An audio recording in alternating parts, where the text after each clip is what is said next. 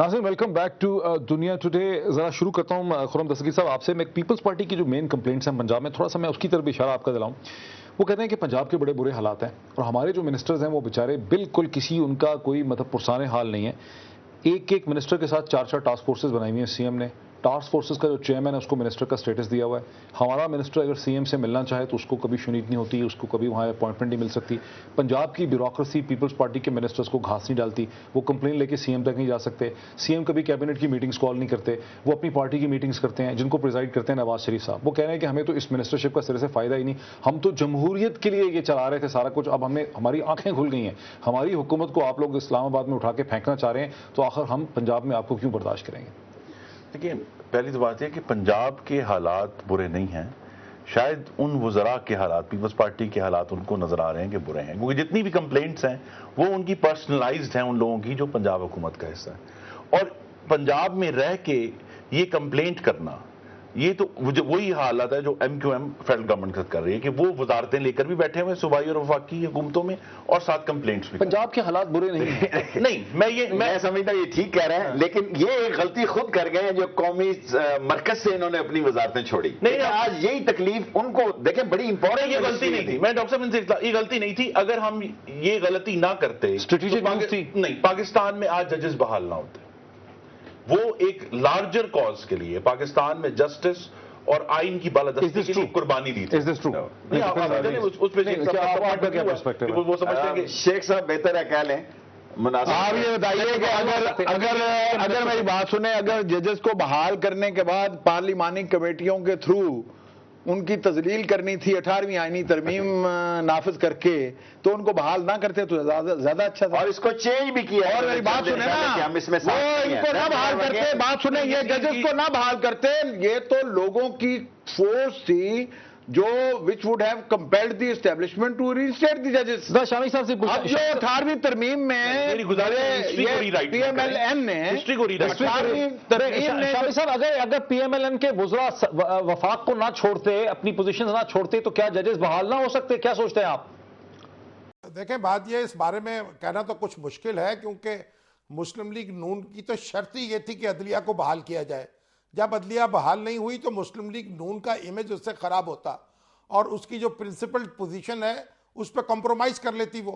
तो जजों की बहाली से इनकार हो रहा था, उसके बाद मुस्लिम लीग नून के लिए मुमकिन नहीं था कि वहाँ बैठी रहे कैबिनेट में। लेकिन असल मामला, अब देखिए, ये बहस तो बहुत लंबी चौड़ी है और फैल जाएगी। बुनियादी बात यह है कि कोई भी हुकूमत मुल्क में 100% वोट लेकर कायम नहीं होती, उसके मुखालिफ भी मौजूद होते हैं और मुखालिफ जो हैं वो हुकूमत को ख़त्म भी करना चाहते हैं, लेकिन उसके लिए इस्तेमाल होता है कौमी असम्बली का फ्लोर। तो ये जो चेंज की बात हो रही है, या तो ये कौमी असम्बली के अंदर आएगी या कौमी असम्बली से बाहर आएगी। अगर बाहर आएगी तो बहुत कुछ बहा के ले जाएगी, और ये कैसे कबूल किया जा सकता है कि ऐसी सूरत हाल पैदा हो जाए जिसमें मेरे बुनियादी हकूक भी चले जाएं, आपके बुनियादी हकूक भी चले जाएं।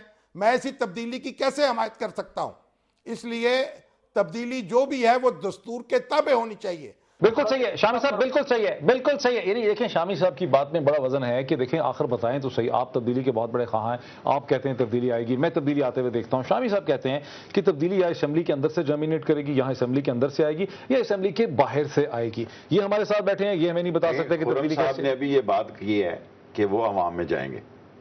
ठीक है, अवाम में जाएंगे जी। हम ये समझते हैं कि बजाय, हम फिर कहूंगा कि जो एक इंतहाई अफसोसनाक चैप्टर है हमारी तारीख का, कि यहाँ जब भी नो कॉन्फिडेंस मोशंस आते हैं, अरकान की खरीदो फरोख्त होती है, सियासत का जो इमेज है वो ख़राब होता है। इससे बहुत बेहतर है कि हम पाकिस्तान के देहातों और पाकिस्तान के शहरों और कस्बों की गली कोचों में आवाम के पास जाएं और उनसे कहें कि ये हुकूमत नाकाम हो चुकी है और हमारा साथ दें इसको बदलने में। देखें, अब खुर्रम साहब तो सबसे ताज़ा तरीन, फ्रेश तरीन ये न्यूज़ है आपके पास कि ये चौक चौराहे और जलसा और जुलूस की सियासत में जा रहे हैं, because he is coming from A high delegate party. जिंदगी के जिंदा रहने से इतने आवाजार हैं, मेरे ख्याल में वो आवाज देख रहे हैं। जो आदमी भी सड़क पे निकला, लोग उसके साथ निकलेंगे। असेंबलियों की जहां तक सूरत है, ये सड़क पे आएगी तब्दीली।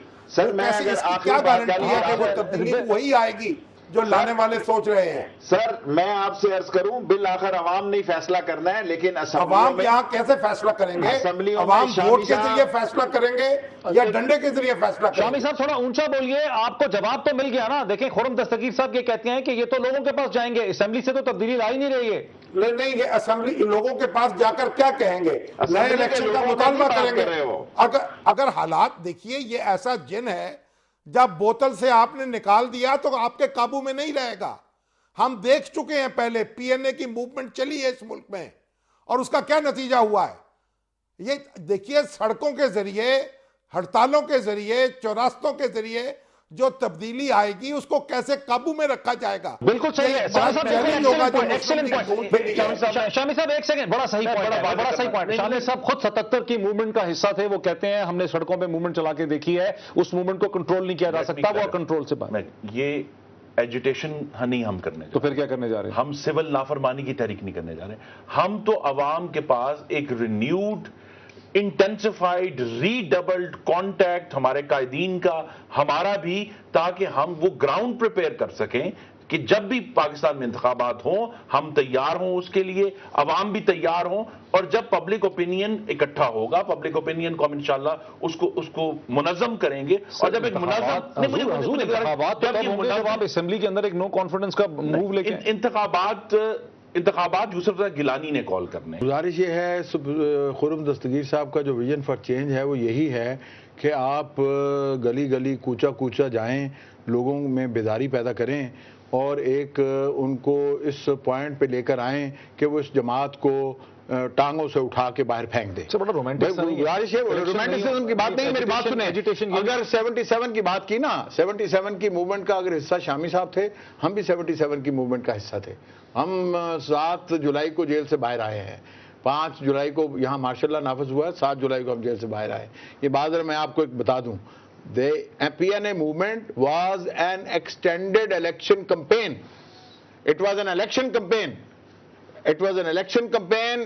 7 دسمبر کو ہوا الیکشن, اس کے بعد 10 والا الیکشن جو تھا 7 مارچ کا, اور 10 مارچ کا الیکشن جو ہے اس کو بائیک آؤٹ کیا پی این اے نے, اور 14 مارچ کو ایک موومنٹ چل پڑی. لیکن پوائنٹ میری بات ذرا سنیے, پوائنٹ دیکھیں کیا شامی صاحب کا ایسی موومنٹس کنٹرول میں نہیں رہتی ہیں. میں آپ کو یہی, میری بات سنیے نا, میں آپ کو اس سے بھی پہلے کہہ رہا ہوں کہ یہ جو لوگوں کے پاس جانے کا فیصلہ ہے, اس بات کا اعتراف ہے کہ ہم آپس میں بیٹھ کر سیاسی جماعتیں بڑے بڑے وعدے کرنے کے باوجود, اور بڑی بڑی یقین دہانیوں کے باوجود, اور بڑی کمٹمنٹ کے باوجود, اور اتنی ابتلاء برداشت کرنے کے باوجود, اور اتنا جبر برداشت کرنے کے باوجود, ہم اس پوزیشن میں نہیں ہیں کہ ہم اندر بیٹھ کر یہ فیصلہ کر لیں کہ بھئی یوسف رضا گیلانی کو اور پیپلز پارٹی کو اور آصف علی زرداری کو یہ کہیں اپنی کرپشن بند کر دو, ہماری جان چھوڑ دو, اور پاکستان کے لوگوں کی زندگی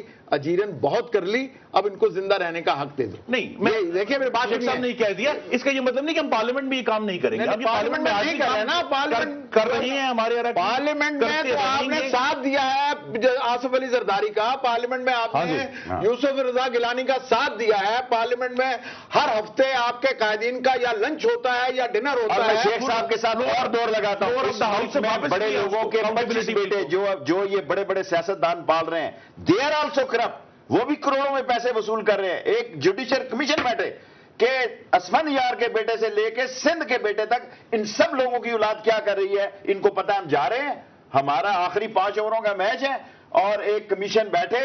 اس وقت اس ملک میں لوگ جو 2 نمبر کے لوگ ہیں وہ خوش ہیں. غریب مر گیا, غریب کا کوئی والی وارث نہیں.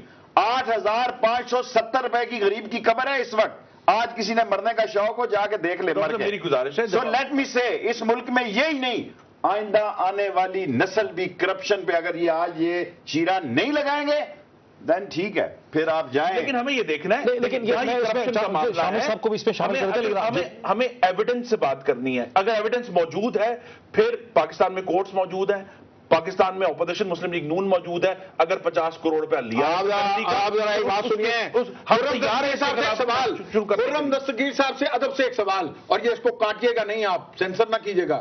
یہ جو صاحب ابھی مقرر ہوئے تھے او جی ڈی خواجہ عدنان، جو اب جیل میں چلے گئے، اس کے اوپر، اس کی تقرری کے اوپر پی ایم ایل این نے کوئی اعتراض کیا؟